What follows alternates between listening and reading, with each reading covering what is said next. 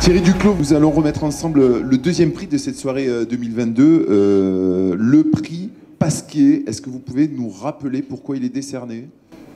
Alors, le prix Pasquier, il est décerné d'abord à la mémoire d'André Pasquier, que certains d'entre nous, surtout les plus anciens, ont peut-être croisé dans leur vie. Il a été directeur de l'école, il a été vice-président du Conseil général des Ponts et Chaussées. J'ai eu effectivement l'opportunité de le croiser plusieurs fois. Il était de la promotion 44, il nous a malheureusement quittés en 2006. Et donc, dans le respect de sa mémoire et puis dans la volonté de ce qu'a souhaité son épouse, nous avons créé ce prix Pasquier.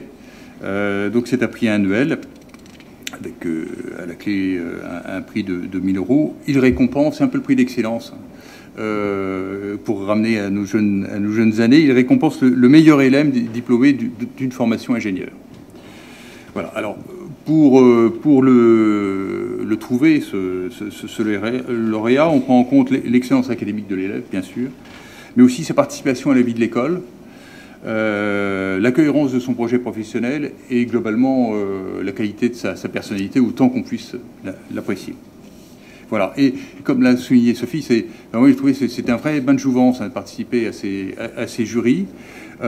Pourquoi? Parce qu'on a en face de nous des jeunes gens ou des jeunes filles qui sont brillants, bien sûr, mais engagés dans la société, imaginatifs. Ouais, enfin, j'ai trouvé ça vraiment, vraiment bluffant.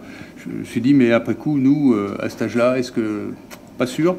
Ils font honneur, ils illustrent parfaitement l'excellence de la formation, de la recherche de l'école. Donc, franchement, alors, je sais bien qu'on nous les sélectionne quand même un peu, mais quand même, hein, c'est enthousiasmant. Justement, vous parlez de sélection, ils étaient 4 candidats cette année. Le lauréat, c'est Régis Santé, du département ingénierie mathématiques et informatique. Est-ce que vous pouvez nous dire ce que le jury a particulièrement apprécié chez lui?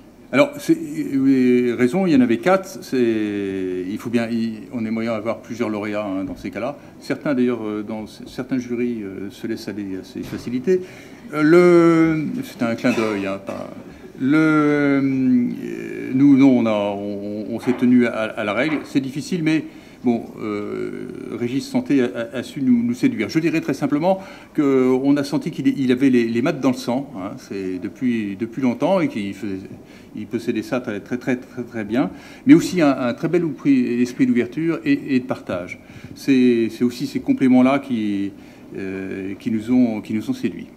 Bien, très bien, on va l'accueillir pour un bref discours également. On peut l'applaudir. Régis Santé, lauréat du prix Pasquier 2022. Bonjour. Bonjour à tous. Merci. Bon, j'ai pas de notes parce que, voilà, comme d'habitude, ça c'était un peu fait à la va-vite, mais bon. En tout cas, je voudrais remercier beaucoup la Fondation des Ponts, Ponts Alumni et l'école, la scolarité, pour m'avoir remis ce prix. Voilà, moi, je suis arrivé à l'école, vraiment, je voulais faire que des maths, parce que voilà, c'est un peu l'esprit prépa, on a envie de faire des choses dans lesquelles on excelle un petit peu. Mais vraiment, quand je suis rentré, j'ai été vraiment bluffé par toutes les opportunités, toutes les curiosités qui ont été apportées, déjà par les élèves et aussi par le corps enseignant, par tous les chercheurs, par l'administration aussi, qui nous poussait vraiment à découvrir de nouvelles choses. Il y avait un contenu scientifique incroyable. Vraiment, c'était vraiment fabuleux. Ça donnait vraiment envie de venir, d'aller travailler, de discuter avec les enseignants-chercheurs. C'est pourquoi, d'ailleurs, là, je continue en thèse au laboratoire CERMIX, donc des maths à nouveau. Ouais, on ne change pas. Finalement, j'ai quand même choisi ce mode-là. Bon, tant pis. Je voudrais remercier aussi donc, la Fondation. Donc, j'ai eu une bourse d'excellence aussi de la chaire Saint-Gobain qui m'a permis, donc, notamment en plein milieu de la période Covid, qui a été un peu dur hein, au niveau des élèves. Ça m'a permis vraiment de rester, de pouvoir payer mes loyers, de continuer à vivre un petit peu correctement. Pour vraiment performer sur mon année de Master 2, pour vraiment profiter de cet aspect recherche de Master 2. Et un grand merci aussi, bien sûr, à ma famille, à ma copine aussi, parce que elle a été là pour moi durant cette année Covid. Ça a été vraiment compliqué, le téléenseignement. J'espère que l'école retrouvera aussi tout l'aspect associatif où j'ai vraiment aimé pouvoir participer à tous les événements qui étaient proposés. J'espère aussi que la Fondation continuera à promouvoir de si belles choses via ses bourses. Et voilà, moi, quant à ma part, je continuerai à partager finalement la vie de l'école jusqu'à la fin de ma thèse. Donc, j'espère dans 3 ans, bientôt. Voilà, merci beaucoup. Merci beaucoup. Oui, juste peut-être un mot, si vous me laissez le... Bien si sûr, vous me le bien jetez sûr. pas tout de suite.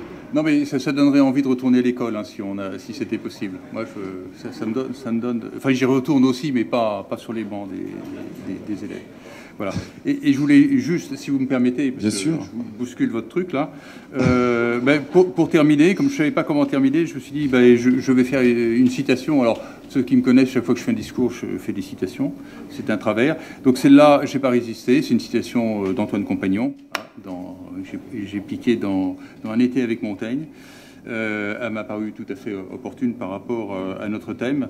Et c'est celle-ci. La fréquentation de l'autre permet d'aller à la rencontre de soi, et la connaissance de soi permet de revenir à l'autre.